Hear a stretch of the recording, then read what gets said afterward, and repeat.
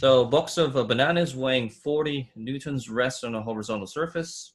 The coefficient of static friction between the box and the surface is this, and the coefficient of kinetic friction is this. So we have two frictional constants. Static. So static is always greater than kinetic, right? When an object starts moving, then the frictional force decreases. So no horizontal force is applied to the box, and the box is at rest. How large is the frictional force exerted on the box? So we talked about this before.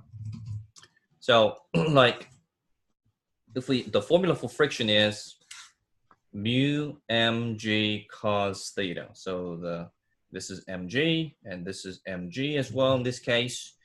And if it's inclined, then you get this one. But generally the force for friction is mu n. And in this case, it's just mu mg. If it's inclined, then we get mu mg cos theta, right? Well, we can generally just memorize this one as the frictional force. Because, think about this. In this case, the angle is actually 0, isn't it? Because like if it's inclined, then that's a theta. But if it's a flat surface, then angle theta is 0. And when you plug in 0 here, then cosine 0 is actually 1, and you get this one here. Anyway, so that's the frictional force in this case. And if we are dealing with the kinetic frictional force, then it'll be 0.2 times by 40 newtons. So mg that's the weight, which is 40 newtons. If we are dealing with a static one, it'll be that, right? Which is 8 here, and this will be 16. Oops, what's going on? There's something wrong with my pen currently. All fixed.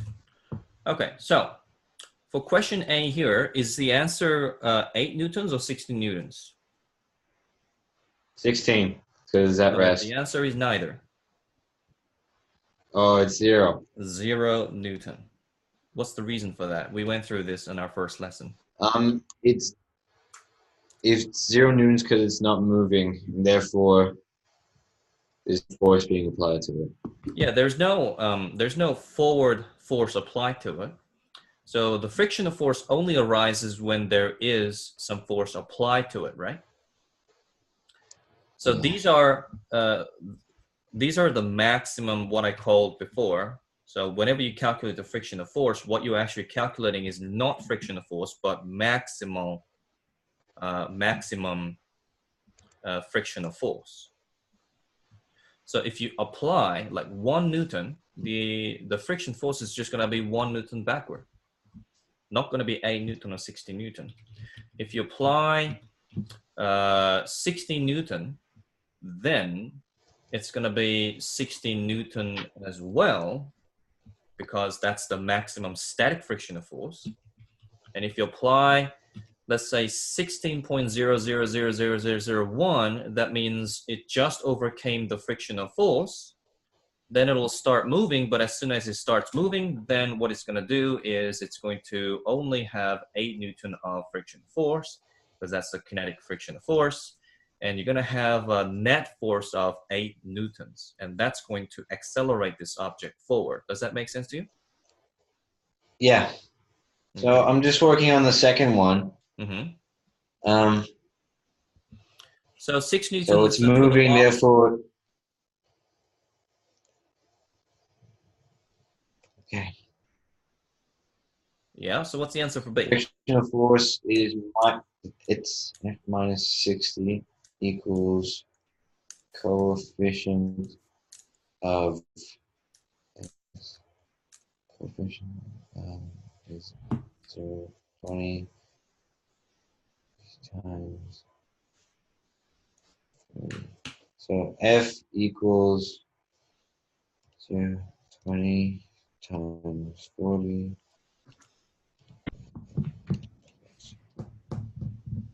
Well, what did you get for this B? I think it should be just 6 newtons. You don't need to do any calculation.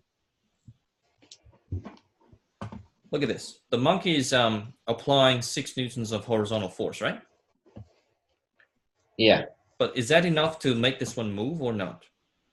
Because the maximum frictional force is 16 newtons before it starts moving. Oh, right. So if the monkey applies 6 newtons of horizontal force, is not able to move this forward because the frictional force can maximum be 16 newtons. So the frictional force will just be 6 newton, and this will stay stationary. So the frictional force at that level is only going to be 6 newtons. What is the magnitude of the frictional force? It's just going to be 6 newtons. What is minimum horizontal force what minimum horizontal force must be applied, must the monkey apply to start the box in motion? So again, this is not a calculation problem. I mean, you should. Yeah, it's 8. Here. Is that 8 Newton or 16 Newton?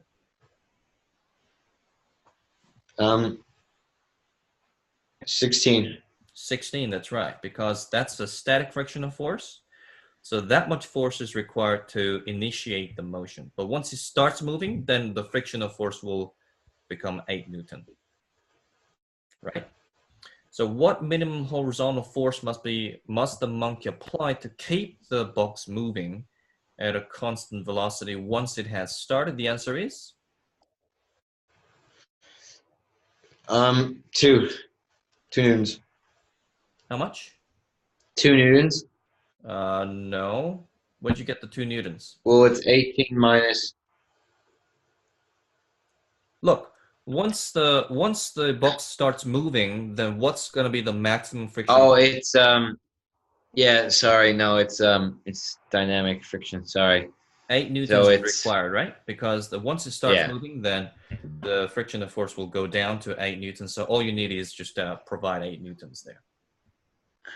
If the monkey applies a horizontal force of 18 newtons, then what is the magnitude of the frictional force?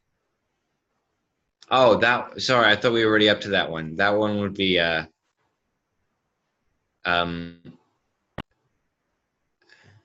has to be greater than, so it'll be 2, wouldn't it? Would it be 2 or 10? If I minus 16, at the start, then it'll be 2. If I do 18 minus 8, then I'll get 10. So is the answer 2 newtons or 10 newtons? 10 newtons. 10 newtons is right, because 18 newtons is big enough to get this thing moving, right? But once it starts moving, then the frictional force is going to suddenly drop to 8 newtons, true? Yeah. So it's going to be 8 newtons this way, but 18 newtons this way. So the answer is 10 newtons is the net force, right? What is the magnitude? Sorry.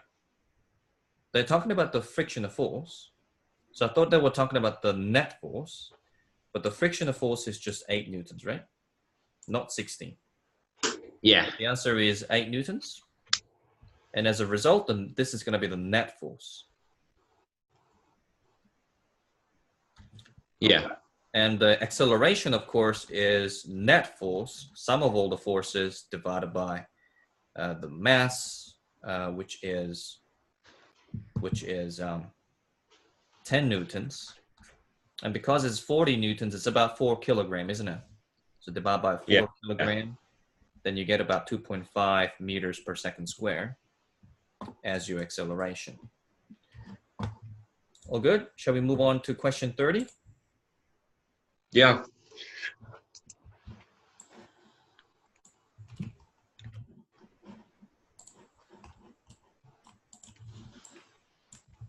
Okay, a box with mass m is dragged across a level floor having a coefficient of kinetic friction by a rope that is pulled upward with an angle of theta above the horizontal with a force of F, magnitude F.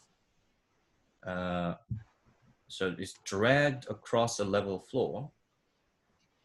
So level floor means a flat surface, but there is a force this way, which is making an angle of theta. with force F there, and there's a kinetic friction of mu K. In terms of the mass M, and mu K and theta and G, obtain an expression for the magnitude of the force required to move the box with a constant speed. All right. Reaction force is mg, weight force is mg. Components are. All right, so this is F there. So we want to figure this one out, right? That's the goal. But it's got two components, which is this bit here. It's actually a bit more complicated than that. This is a F sine theta, and this bit here is F cos theta.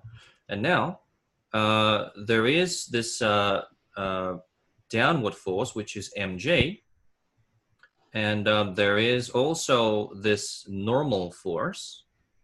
How much is the normal force here? So in IB, we do R equals to, right? Yeah, R equals mg. Is that mg really? It's usually just mg, isn't it? Because it's just an object that is sitting on a flat surface. But however, this force has this component. So think about this. If you have an object and this object is 10 kilogram. Oh, it's minus.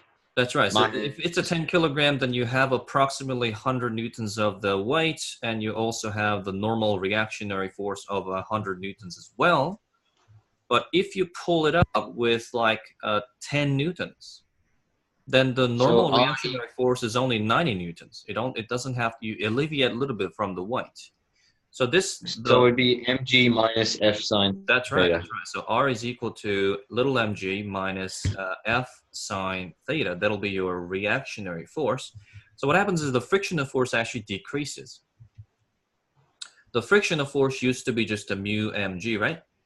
But then it's now F sine. Mu bracket mg minus F sine theta. So that's our frictional force. And what's going on here? It says that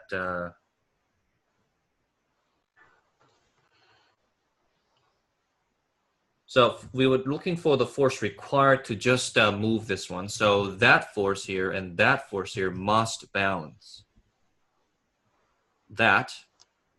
So it'll be the net force. Net force will equal. It has to equal 0, but it equals that minus that. That's right. Because F sine theta. That has to equal to 0, and we're trying to figure out the capital F, true? So true. Theta minus mu mg plus F mu sine theta equals 0. So capital F cos theta plus mu sine theta equals mu mg. So therefore, F is equal to mu mj over cos theta plus mu sine theta. I think that's it. So let's have a look at the answer. So this is question 30. Question 30 is that. Let's compare that. Is that right? Mu mj cos theta plus mu sine theta. That's it. So it's a very good question, isn't it? Because it makes you realize that the normal force is not always just mg.